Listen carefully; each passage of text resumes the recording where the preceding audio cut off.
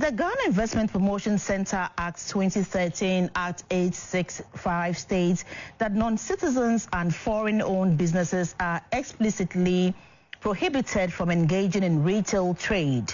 Despite this legal framework, there has been a steady influx of foreign nationals engaging in such activities, particularly in urban centers in Ghana. Dealers at Abose Okai Spare Parts Hub have, however, voiced their displeasure, claiming the trend is due to the lack of enforcement in the law. They have therefore given the traders a 3-day ultimatum to leave the retail space. We have in the studio my colleague Raphael Agbenu to give us an update following his discussions with the executives at Abose Okai. Good afternoon, Raphael. Yes, Miss. Today you went to Abose Okai.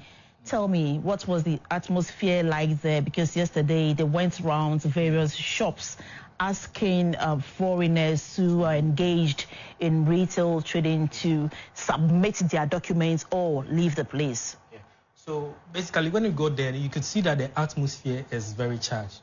So speaking with the PRO, that's Mr. Techi Ado, from the discussions, they made us aware that it is the law that is not working, as in the laws are not being enforced. So they say foreigners are to engage in wholesale, not retail. So these are some of the issues that they raised up. Okay. The foreigners are to engage in wholesale, not retail.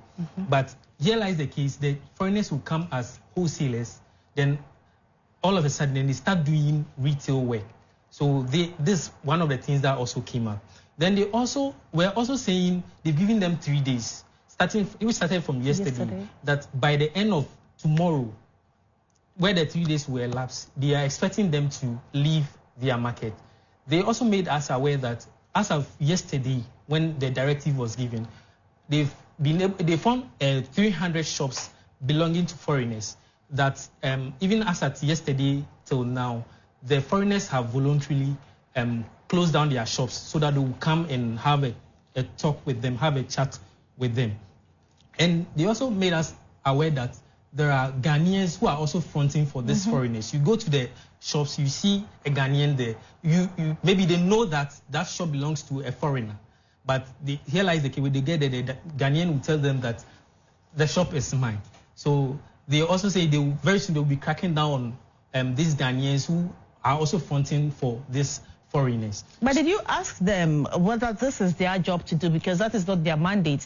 The mandate lies in the hands of the GIPC. So why have they taken this upon themselves to go and doing monitoring and evaluation when this is the work for the GIPC? Well, we asked them, but they are saying that they can't sit down aloof because they've been calling on them to do something, but they can't sit down aloof and they are not coming. So they have to at least they have a mandate, as in citizens or citizen arrest. So they have a mandate of protecting their market.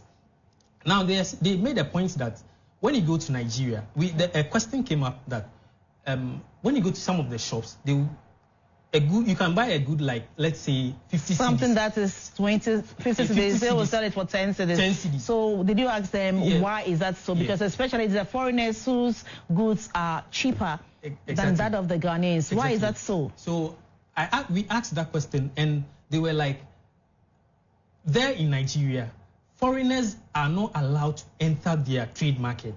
Retail market. So when the Nigerians go there to buy the goods, because they are Nigerians, they give them, as in there's no duty on it. So they give them, sell to them as foreigners. But here lies the Ghanaians will go there and they will sell to them as foreigners. So when they buy the goods from that place, the duty and everything is cheaper for them. Unlike Ghanaians that will go there, and Ghanaians are going to buy it and they'll be paying duty. They can't let go of those charges on this. That's why sometimes you go to the market, the shop, you see Nigerian products, maybe it's 50, or maybe a Lebanese or 50, but the same product, but 50 here, but you go to Ghana, it's more than 50. Yeah. So it's about the taxes that are imposed on the Ghanaian traders. And there too, there are stricter laws that covers the market, where there's no foreigner entering into the Nigerian market. But here in Ghana, the market is very porous. So you could see any foreigner getting into the market at any time. So their main concerns is basically the law. The law should be strengthened so that the market will become theirs. So as you said, you told me earlier that they said it will be after the third day of the leave that they've given to the traders, they will crack down very hard on. Apart from that, what's the next line of action? Well, so they said after the 3 days, the executives will meet again, then they will discuss, or they will know the way forward, what they will do. Yeah, so basically that's everything, what happened there. So we are looking at tomorrow what will happen. Sure, that will be the third day. The third day, if they will close down their shops or Definitely, and I know you'll be following up on that story. Sure. And you're going to bring us a fuller version of the story in our 7 p.m. bulletin. Raphael Agbeno is my colleague here at GBC News, and he's giving us details of what the Guta or the traders at Obosokai are saying on traders, foreign traders who are engaged in retail business here in Ghana. You're still watching News Alive on GBC News.